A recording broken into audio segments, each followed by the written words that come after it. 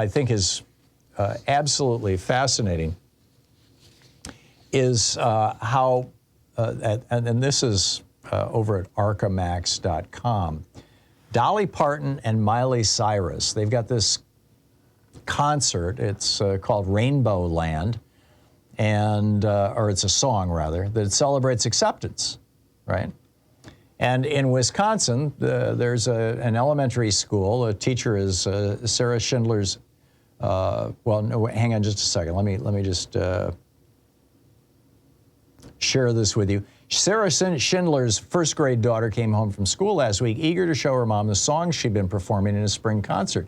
She pulled up the songs on YouTube: Louis Armstrong's What a Wonderful World, Kermit the Frog's Rainbow Connection from the Muppet Movie, and a song she'd never heard before, Rainbow Land by Dolly Parton and Miley Cyrus. Schindler said they were excited. We love Dolly Parton. But a few days ago, her daughter returned home from school, and as soon as she walked through the door, she broke the news. We can't sing it anymore. We can't sing Rainbow Connection, and we can't sing Rainbow Land. Schindler reached out to Melissa Temple, the daughter's teacher, as well as the principal of the school, and she was told that the administration of the school had nixed the songs, deeming them controversial. The teacher appears to be just as upset as this parent and her daughter are. She tweeted, "My first graders were so excited to sing Rainbow Land for our spring concert, but it has been vetoed by our administration. When will it end?" According to Schindler, the school board had a conservative flip in recent years. And with that have come some policy changes. In other words, one of the controversial topics is that they don't want teachers talking about anything that has to do with rainbows. Teachers aren't allowed to wear rainbows. This is in Waukesha, Wisconsin. And they said the school district in Waukesha has really cracked down on anything LGBTQ. So this song being an issue, this is weird. Lyrics in Rainbow Land include the lines, "Wouldn't it be nice to live in paradise where we're free to be exactly who we are? Let's all dig deep down inside, brush the judgment and fear aside." Right. The Times reached out to Waukesha School District Superintendent James Siebert for comment, but he did not respond. This is from the Los Angeles Times. Emily St. Martin writing in the Los Angeles Times. This is in Wisconsin. You know, this is remnants of the hardcore right-wingers in Wisconsin, you know, kind of taken over, and this is sad. You know, this is just sad. There's this all-out war on trans people, on gay people, on lesbians. There's an all-out war on black people, on black history. They call this the so-called social issues or culture wars. And the Republicans are doing this to distract from the fact that they have no plan to deal with inflation other than cutting government spending. They're saying that inflation is caused because you're getting too much money from Social Security. So they want to cut that. You're getting too much money in food stamps. They want to cut that. That's the Republican plan for inflation, which is not a plan for inflation.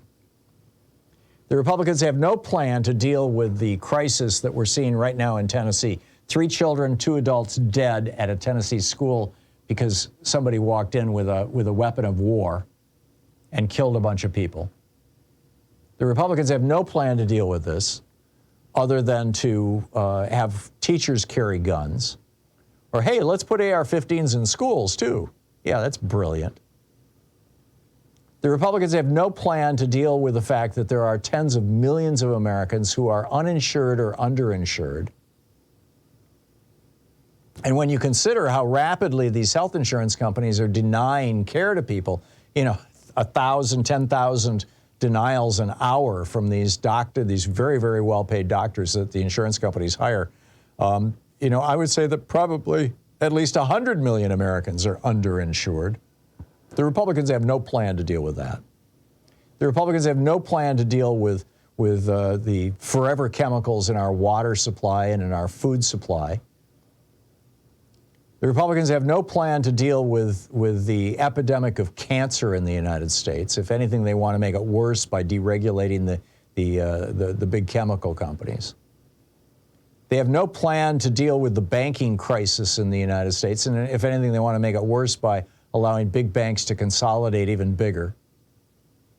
They have no plan to deal with the monopolization of the United States that has led to the destruction of small and medium-sized businesses and thus small-town America and downtown America. They have no plan to deal with the crisis of our public schools other than to further defund them so that money can be instead sent to religious schools and all-white academies. They have no plans for any of the things that Americans really care about. They have no plan, Republicans have no plan to bring our jobs home from China and Mexico and Vietnam.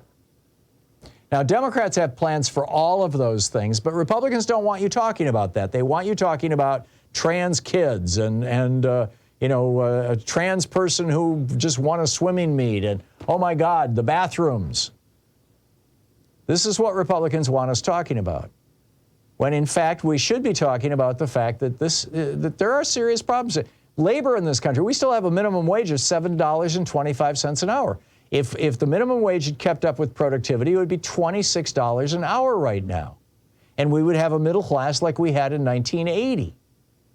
But, oh no, Republicans would much rather talk about drag queens. This is all distraction. It is nothing more than distraction.